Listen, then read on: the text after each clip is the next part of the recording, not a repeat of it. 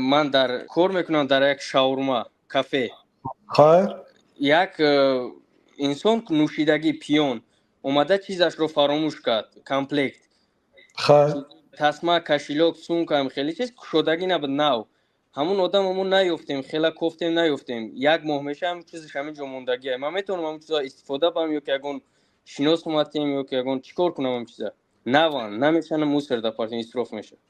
چی هست وای کشیلوک سونکا کامپلکت سونکای دستی بچگانه تسمه همین چیزا. این مسئله لقطه هست، یعنی یک چیز از کوچه افتید اینه اعلام میکنید، مقصد کسی چیز گم کرده باشد به نزد من بیاید گفته رقمتون رو نوشته میمونید، صاحبش اومد برمیگردونید، صاحبش نه اومد میتونید استفاده برید به شرطی که روزی که اومد برگردانیده توانید.